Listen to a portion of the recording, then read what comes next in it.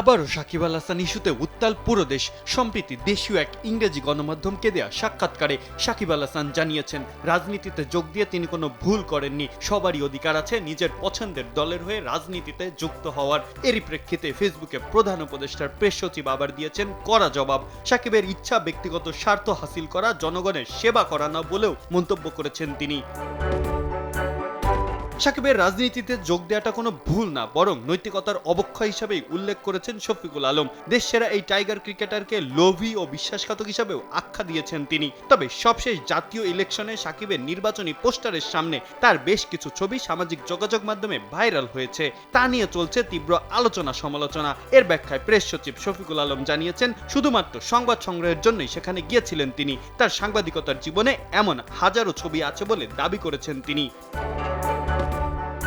মূলত সাকিবের ইন্টারভিউয়ের বেশ কিছু কথা সামাজিক যোগাযোগ মাধ্যমে বেশ আলোচিত হওয়ার প্রেক্ষিতেই এই ইস্যুতে আবারও দুই ভাগে বিভক্ত হয়েছে গোটা দেশ। যেখানে সাকিব জানিয়েছেন নির্বাচনে তিনি জেনে বুঝেই অংশ নিয়েছিলেন, আবারও নির্বাচন হলে তিনি যদি নিজ আসনে দাঁড়ান তবে তিনিই জিতবেন বলে আশাবাদ ব্যক্ত করেছেন সাকিব আরও বলেছেন, আন্দোলনের সময় সামগ্রিক বিষয়ে অবগত ছিলেন না তিনি, তাই ফাঁকা বুলিও আওড়াননি।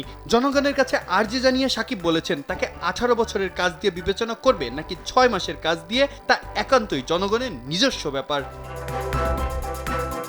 সেই রেশ ধরেই প্রেস সচিব বলেছেন, সাকিবের রাজনীতিতে যোগ দেওয়াটা দোষের না, তবে সে কোন দলের হয়ে যুক্ত হয়েছে সেটি গুরুত্বপূর্ণ। সাকিব এমন একটা দলে যুক্ত হয়েছে যারা গণহত্যা, গুম, ডাকাতি, দুর্নীতির মতো বড় বড় অপরাধের সাথে এতপ্রতভাবে জড়িত আছে। বিশ্বের আর কোনো বড় ক্রীড়াবিদ এভাবে কোনো অভিযুক্ত সরকারের সাথে সংযুক্ত হয়েছে কিনা এ ব্যাপারেও প্রশ্ন তুলেছেন তিনি। শফিকুল ইসলাম আরও জানিয়েছেন, সাকিব দেশের সবচেয়ে প্রতিভাবান ক্রিকেটার হতে পারেন, তবে তাই বলে তিনি দায় মুক্তি পেয়ে যান না।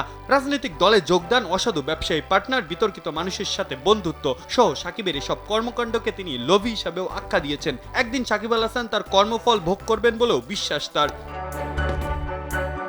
তবে তার পাল্টা জবাবে সাকিব ও আওয়ামী ভক্তরা আবার তুলে এনেছে প্রেস সচিবের আগের কিছু ছবি, যেখানে সাকিবময় ক্যাপশন লিখে সাকিবের নির্বাচনী প্রচারণার ছবি শেয়ার করেছিলেন তিনি। এর প্রতি উত্তরে শফিকুল আলম জানিয়েছেন, এসব শুধু তার কাজের অংশ। তার বিরুদ্ধে সব অপপ্রচার আরও তার পুরনো স্মৃতিকে তাড়না দিয়ে যায়, তাকে অনুপ্রেরণা দেয় একটা বই লেখার। এখন দেখার বিষয় এই ঘটনার রেশ আবার কোথায় গিয়ে শেষ হয়। মাহফুজ আহমেদ, কালবেলা।